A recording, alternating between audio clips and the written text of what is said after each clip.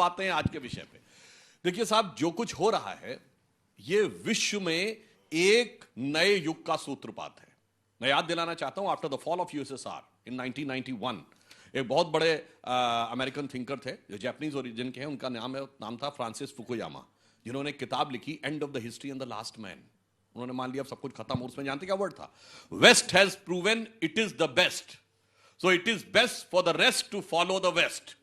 यानी उन्होंने मान लिया globalisation, open market economy, ultra individualistic society, everything will be fine. अब आइए साहब, क्या हुआ? 1 जनवरी 95 को बना WTO, और जो कुछ अब अमेरिका में हो रहा है it is the beginning of end of globalisation.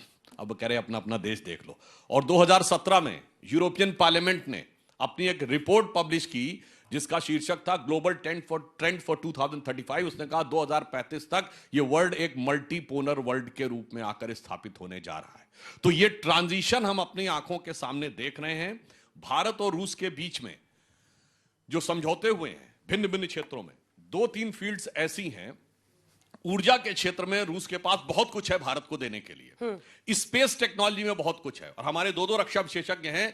Cold war era की भी लीगेसी है। हमारा 60% से अधिक जो डिफेंस का इंपोर्ट है और जो हमारे इक्विपमेंट्स हैं उनका रशियन ओरिजिन है।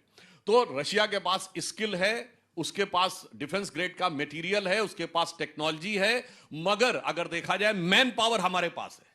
जो प्रधानमंत्री जी ने कहा ना स्किल इंडिया वगैरह, स्किल्ड मैन पावर होगी तो हमारा और रशिया के बीच में हमें दोनों को लाभ होगा।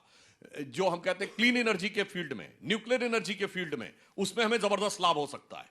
और मैं एक और बात कहूं, हो सकता है किसी को थोड़ी अटपटी लगे, जिस दिन POK भारत के पास आ जाएगा ना, उस दिन रशिया के लिए भी नए द्वार खुल जाएंगे। आप कहेंगे जी कैसे? रशिया एक ऐसा देश है वर्ल्ड की हिस्ट्री में जो कभी उतना डोमिनेट नहीं कर पाया। क्यों? उसके पास ऐसा कोई समुद्र नहीं है जो 12 महीने काम करता हो। और अगर POK जिस दिन भारत का हिस्सा बनेगा तो अफगानिस्तान से सीधे सीमा जुड़ेगी, और मॉस्को से काबुल तक सलांग हाईवे है, तो भारत से सीधे सड़क मार्ग हो जाएगा और उसे वो समुद्र मिलेगा और हमें वो टेक्नोलॉजी मिलेगी। दुनिया में क्या शेप उभरेगा ये आप फ्यूचर में जाके सोच सकते हैं।